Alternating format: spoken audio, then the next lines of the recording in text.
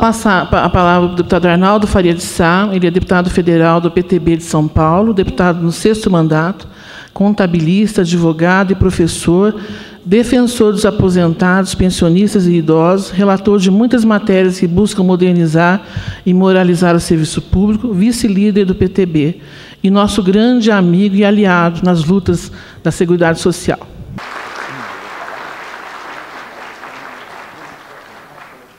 Boa tarde a todos vocês. Eu vou pedir desculpas antecipadamente, porque já iniciou a ordem do dia da Câmara. Mesmo assim, eu saí correndo de lá para vir aqui participar desse seminário. Não vou poder ficar o tempo integral, mas não podia abrir mão de aqui estar presente, porque eu queria dizer para vocês com toda a sinceridade e com toda a lealdade, várias entidades trabalharam muito pela Previdência Social Pública do Brasil. Várias entidades tiveram lutas importantes na primeira, na segunda reforma da Previdência, e eu me lembro que antes ainda do início do governo Lula, eu fazia uma brincadeira com a Assunta lá em São Paulo, e eu dizia para ela o seguinte: vamos ter outra reforma da Previdência apesar do governo Lula, porque o governo é governo independente de partido, lamentavelmente, e a segunda reforma foi pior que a primeira, né, Assunta? Mas a gente conseguiu depois, pelo menos com a PEC paralela, minimizar um pouco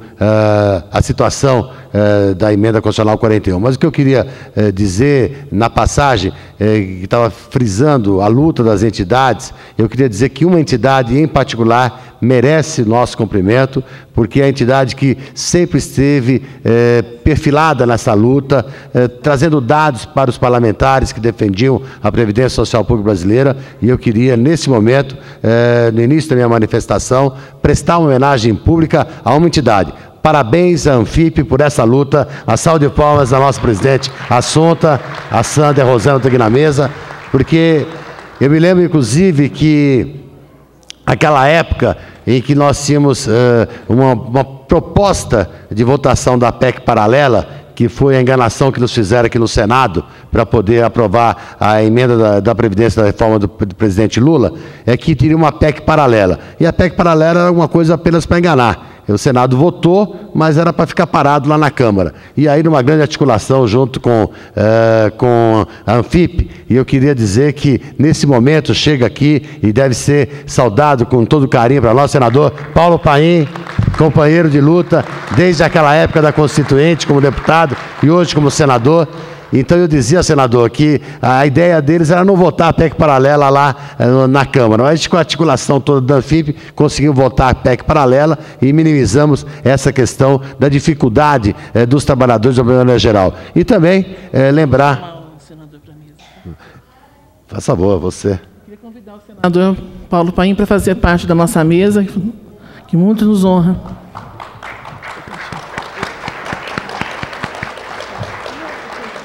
Na verdade, nós interrompemos a minha manifestação por uma justa razão, que é participar da mesa o senador Paulo Paim, que comigo, lá no Congresso Nacional, formamos a Frente Parlamentar em Defesa da Previdência Social Pública Brasileira. E foi essa luta, juntamente com o senador Paulo Paim, que, na verdade, nos permitiu dizer que se a Previdência Pública Brasileira não está bem, ela poderia estar muito pior, se não fosse a nossa luta em defesa da Previdência Social Pública. E a gente vê, nos dias atuais, que está acontecendo essa grave crise econômica, financeira e cambial, imagina se eles tivessem aprovado tudo o que queriam nas duas reformas da Previdência. Eles queriam privatizar a Previdência toda. E vocês viram o que está acontecendo nos Estados Unidos, né? O Washington Mutual quebrou, a IG, a American International Group, recebeu dinheiro do governo para não quebrar. O Chile, que foi o grande modelo inspirador neoliberal de reforma da Previdência, agora criou uma Previdência complementar, porque a Previdência está tão pequena que criaram uma Previdência complementar, e a situação lá no Chile só não é pior por causa dessas duas leis, a lei da Previdência do benefício complementar e também benefício assistencial. O Chile criou benefício assistencial porque as pessoas não estão conseguindo se aposentar. E agora na Argentina vocês perceberam o que aconteceu semana passada. A presidente chilena, Kirchner, ela acabou com todos as AFJPs, as administradoras de fundos de jubilados e pensionistas. Acabou. Quer dizer, então na Argentina você não tem previdência nem na privada hoje. Você já não tinha na pública, não vai ter nem na privada. Então, graças a Deus, aqui no Brasil, a gente conseguiu impedir, nas duas reformas da Previdência, que isso pudesse acontecer, privilegiando a Previdência Social Pública. E é verdade que nesse momento nós corremos um grave risco, porque na sanha de fazer modificações na questão tributária, vão querer inviabilizar a Seguridade Social. Então, é uma preocupação muito grave que nós temos, porque a Previdência Pública brasileira, com todos os defeitos que tem, ela hoje paga benefícios a cerca de 25 milhões de brasileiros. Uma parte delas, benefícios assistenciais. E aí, então, inclusive, é uma luta que a gente tem chamado muita atenção.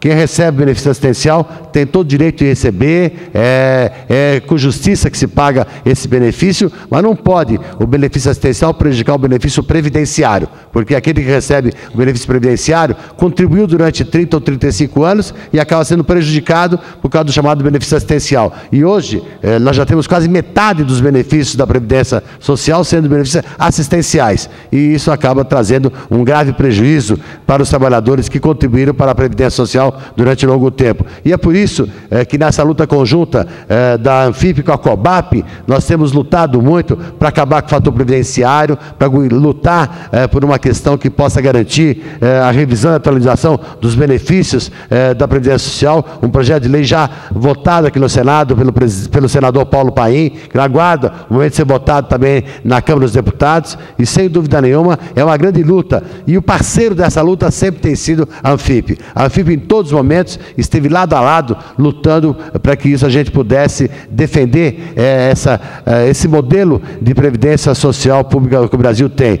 E agora, depois de toda essa crise econômica e financeira mundial, eles que queriam ser inovadores, que queriam fazer os grandes fundos de previdência privada, vão ter que acordar para a realidade, porque todos esses fundos de previdência privada vão para o buraco, vai virar tudo pó. O que jogaram, o que imaginaram, o que propuseram, simplesmente vai ter algo sem sustentabilidade. Portanto, é importante que nesse momento a Anfip tenha esse seminário, e aí a gente fala de Previdência Social Pública de uma maneira geral, mas também temos que lembrar da questão do servidor público, porque em relação ao servidor público, os governos historicamente sempre venderam a história de que a Previdência Social em relação ao servidor público era insustentável, que o servidor público nunca contribuiu. E nós sabemos que não é verdade, mas essas mentiras todas se rebateram ao longo do tempo, de que o servidor público só tinha benesses, só tinha favores, e na verdade não é isso. E isso nós precisamos, de uma maneira mais clara e mais objetiva,